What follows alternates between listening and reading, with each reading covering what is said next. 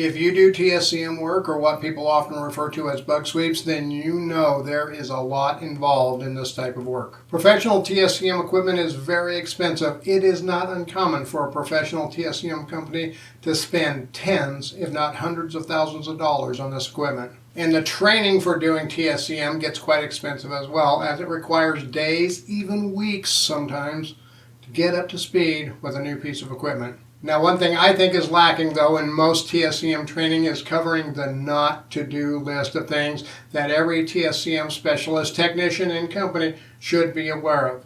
So let's go over that list right now. The first thing to discuss starts with the first contact with the client when they call and inquire how much a bug sweep will cost and what it will entail. You need to ensure you never overpromise results.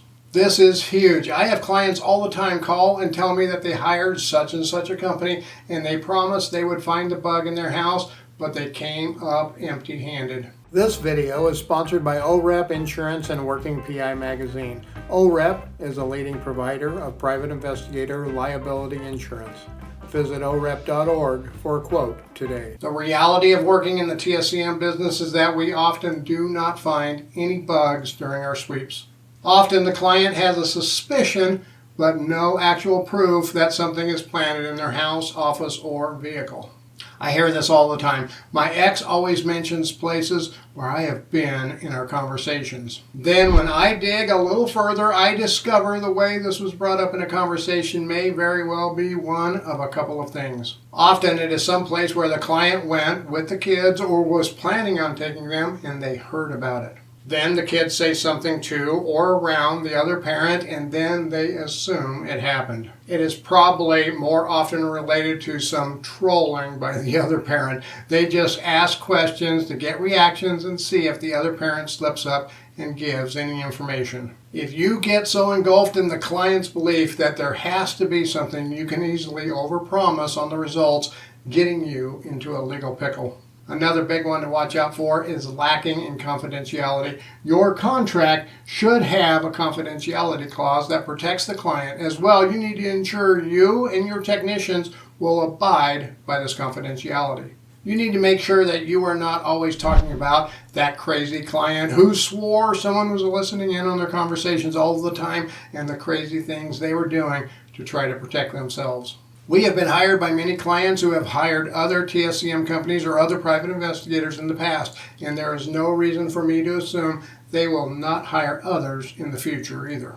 I have also been contacted by the person on the other side of the case who wants me to work for them. They didn't know I was working for the other side already, but they needed our services, and when it comes to TSCM, well, there are a limited amount of people who offer this service due to the costs involved. This gets a bit tricky to overcome, but you need to ensure that you deal with it discreetly so as to not let them know you are already working with the other side. I will usually just overprice the gig or tell them we are booked for a long time and not accepting new clients at this time. Ignoring client privacy is another huge mistake you must avoid. While this is closely tied to client confidentiality, it can also mean other things. During the initial planning stages with the client, I make sure I ask them what areas of their house, office, or vehicle they do not want us to check. I also let them know we will not be going through clothing drawers, closets, and other areas that contain personal items. If we need to inspect these types of areas further, we will ask the client to empty that space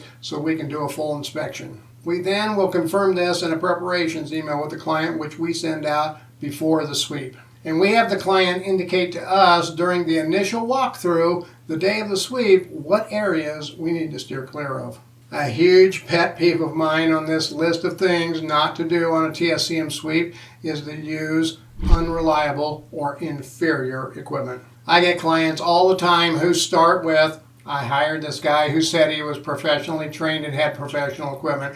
Then he came over, walked through my house for about 20 minutes with this thing that looked like a little walkie-talkie, then said there was nothing and then left. And I have never heard anything else from him. Unfortunately, there are scammer private investigators out there using these cheap RF detection devices, calling themselves professional TSCM technicians. Some people are also using very outdated professional TSCM equipment doing this type of work too. The world of TSCM is a fast-changing, ever-evolving world, to be sure. If you have equipment from 10 years ago, it is probably very outdated and cannot detect the threats presented with today's technology. I know it is expensive to upgrade, update, and keep things state-of-the-art. I have those same struggles in my business. But I also know I need to keep everything up to date to ensure my clients that we are conducting the best possible job for them. The simple solution to this for any TSCM company is to make sure your fees reflect all of the costs involved in running this type of business. You can't just charge for your time on the job. You need to charge for the use of the equipment as well, and then bank that part for the future investments in new equipment and upgrades. While having professional grade TSCM bug sweeping equipment is absolutely necessary, you must also ensure you never overlook the physical inspection. This is another thing I hear from clients who hired other companies to do a sweep for them. They never even opened a drawer while doing the sweep. In a recent vehicle sweep we had, the client told me the person who did the sweep of their vehicle never looked under the car, not even with a mirror. Guess where the most likely place to place a GPS tracker is? Yep, under the car, on a metal surface, attached by a magnet. You must look in every nook and cranny using eyes, hands, and inspection cameras. The equipment can only do so much, and if the device is passive and it is not transmitting a signal, then all of the RF detection equipment you have will not detect it. The truth be known, folks, most threats are found during the physical inspection part of a professional TSCM sweep.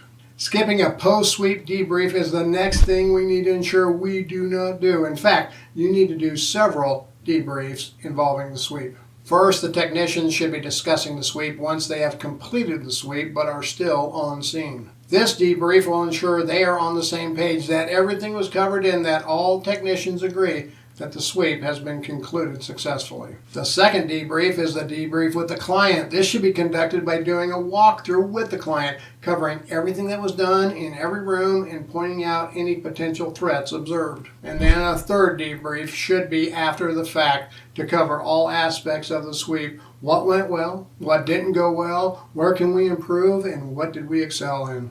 Self-evaluation is a must in this line of work. I know it's hard to do sometimes, but this is the only way to identify areas where your company needs to improve. Once the sweep is done and the client has been debriefed, you must ensure you do not neglect to send the final report.